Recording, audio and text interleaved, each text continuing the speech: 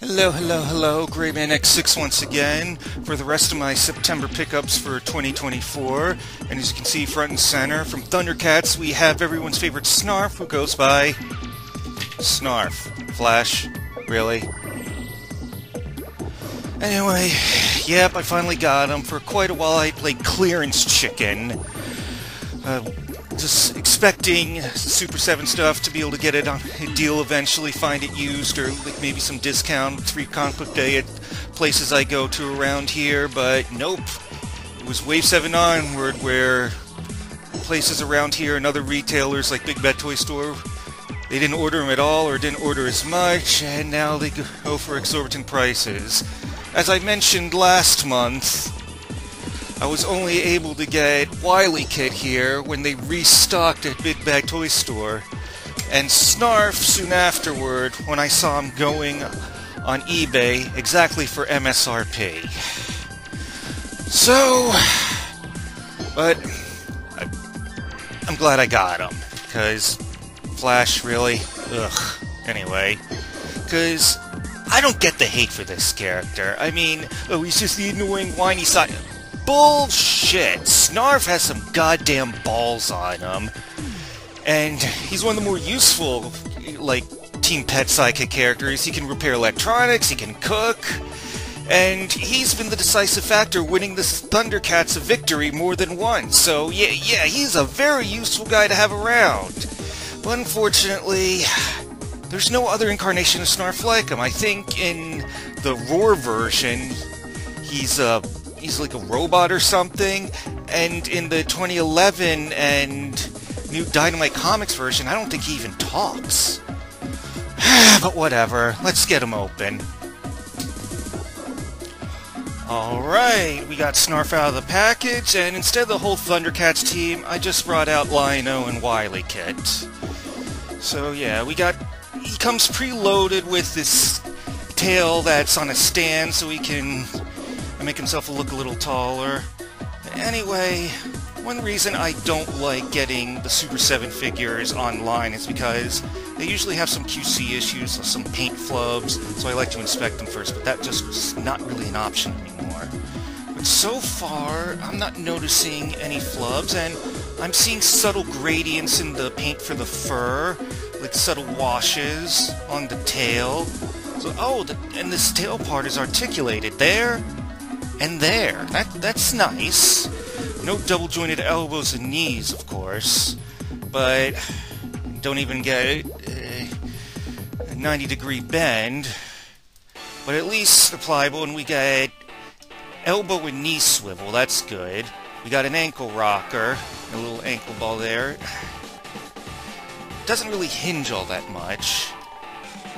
Better action for the hinge on his hands. Okay, not too much rotation in the hips, unfortunately, but then again, Snarf has a completely different body type than most of the human equators like the ThunderCats and whatnot. At least we do get a good amount of movement in the shoulders. I mean, raise them pretty much 90 degrees.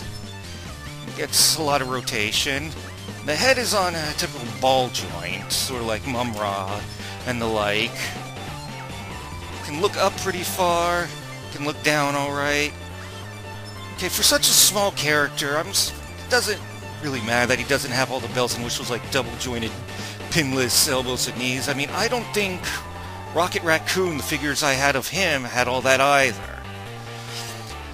But he does come with a lot of accessories. He got this angry, determined head, which I said, even though he can come off as a wuss a lot of the time, when the chips are down, he grows some damn balls. And we have a nice smiling happy face to go along with his neutral face. He's got a satchel. He's got a different tail. Let's go ahead and put that on right now. Is this gonna come? Oh, okay. Alright. Oh, it's not as big of a ball joint as I... What the hell? Okay, I see where I went wrong. It's this part that comes out. Well, duh. Come on, get in there. Ah, come on, come on, come on, come on, come on. Alright, there we go. That's better. Does he have enough rotation in the tail so he can, like, stand upright? The tail doesn't get in the way? Yes, he does. He's also got, like, 4 alternate hands and 1 or 2 that can hold the candy fruit he comes with. And we've got another version of Lino's Shield Claw with the small... brain fart, sort of omens, with the Eye of Thundera open, even. So yeah, this is an overall good Snarf figure. Just like Rocket Raccoon with the small size, you're not going to get all the bells and whistles when it comes to articulation, but what he's got is more than sufficient, which is more than I can usually say for Super 7. And he does scale a bit big, though.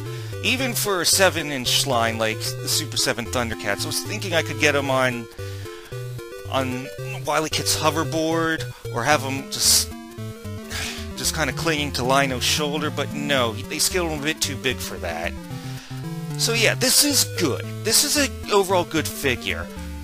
My only complaint is, again, for the small size, smaller than WilyKit, having to pay $55 is insane. He should have at least come with Snarfer right out of the gate with that, or come out with Lino all that time ago.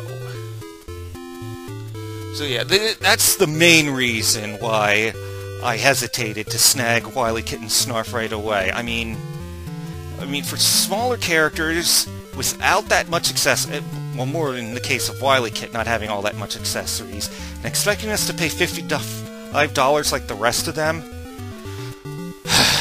but that proved to be a fatal error. So, when I saw a chance to correct that mistake, I grabbed it. So, am I glad I got Snarf? Yes, because the more I look at them, I see they put in more detail than usual for Super 7. We already noticed the gradients and the paint on the fur, and you see, like, subtle shading gradients on his belly as well. So, yeah, respect Snarf.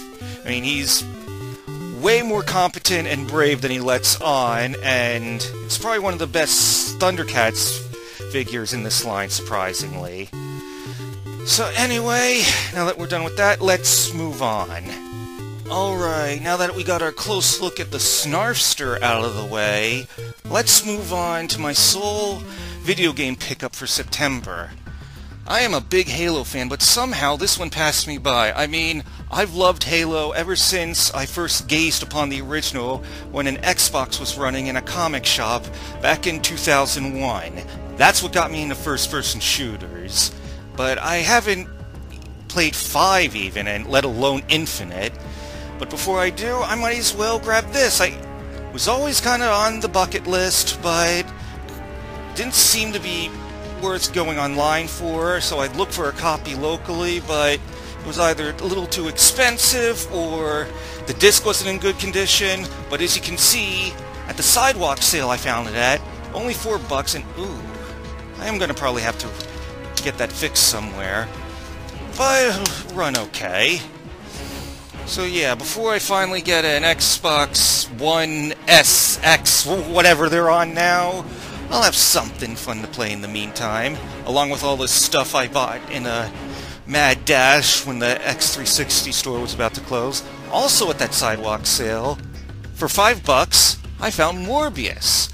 You know, when I looked at the Venom figure from Walmart, I had said, I don't know, I got 10 of Spider-Man's enemies, I don't know if I could bother with anymore. Well, Morbius is a guy I can get behind, but I didn't know, really do research on what versions of them they had, which was the best, the cost of tracking them down, and this one isn't really in good condition. You can see wobbles like some of those early G.I. Joe classified figures, and these gummy legs. This one's kind of bow-legged, but for $5, I mean, despite all the problems, how it hasn't aged that well, we got some great paintwork on his arms and his face It's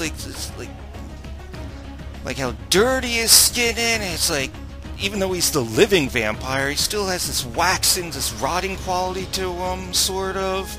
And the red paint for the inside of his mouth, the eyes, some paint in the hair. Overall, this is a pretty good figure, and for $5, I could not pass that up. And this, come on, Morbius, really? And this wasn't at the sidewalk sale, I got this online, but this is the Grant Gustin version of Flash when Mattel was still doing the line, when they still had the DC license.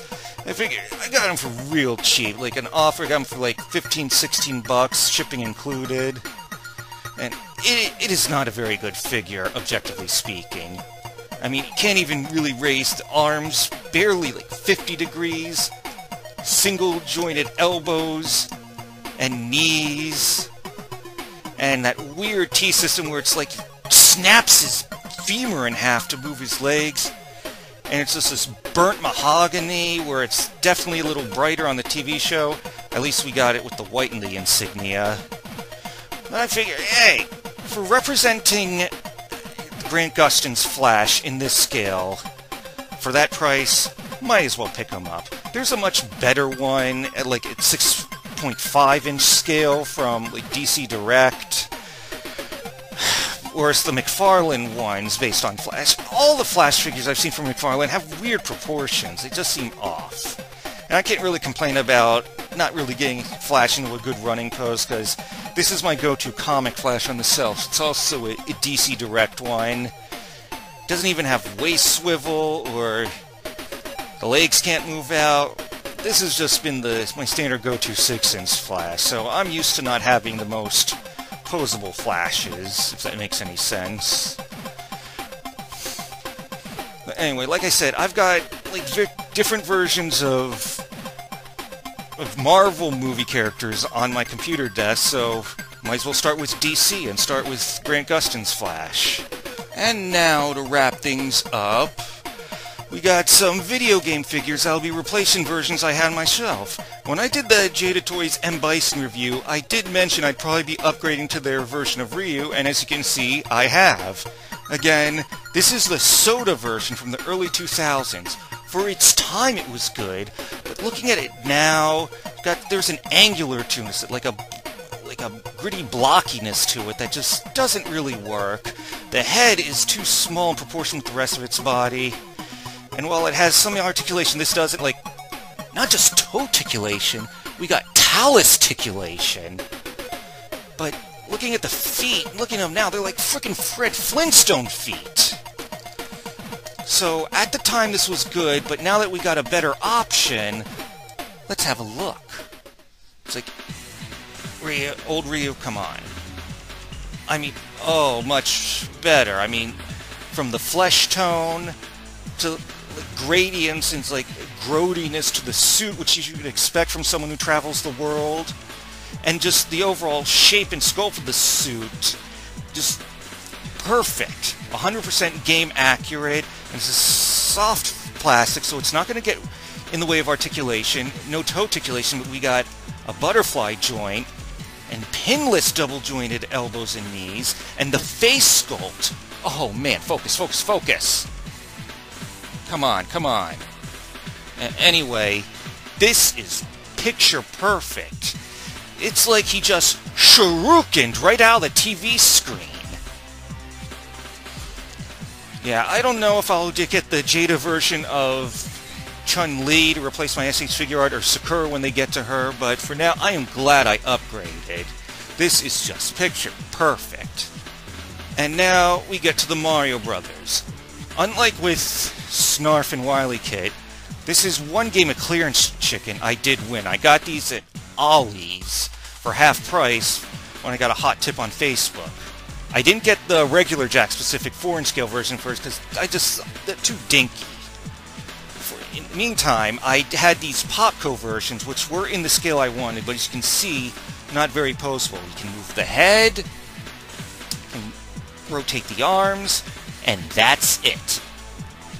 But these new ones, I don't mind the movie aesthetic because these guys pack features that you saw in Super Smash Bros. Like more detail in the denim, stitching. Okay, got collars like the movie, but so what? These are good enough where they can pass as their video game counterparts, just like certain MCU figures I can pass off as their comic counterparts, like I've done with Captain Marvel and Black Panther and Loki. So anyway, a lot of great articulation. You can do a great split, thigh cut. You're not really going to get any double jointed elbows and knees, but you do get a good 90-degree bend, a lot of rotation and movement in those feet. Don't really get again, it's not a true double jointed elbow. Don't even really quite get to 90 degrees, but it gets the job done. There's no hinge in the wrist. You can rotate. Can't look up and down or tilt his head. You do get full rotation. He's got a waist cut that works wonders. A lot of movement in the shoulders. And Luigi comes with this flashlight, while Mario appropriately comes with the plunger, since for the movie they went back to the isekai Italian plumbers from Brooklyn, New York. Which, as an old school gamer, I liked. I was very touched when they opened up with the Mario commercial with the old cartoon ditty. Anyway, yeah. Like I said, good enough to pass as their video game counterparts. I mean, I've done that before, kinda. I've got, like, the Netflix version of Cypher Belnati's from Castlevania 3 on my shelf with the other NECA Castlevania figures, but this goes even better. I mean, the more I look at it, you got the gold painted buttons, but of course there is this one problem. This creepy thing with the eyes. It's like they follow you no matter where you go.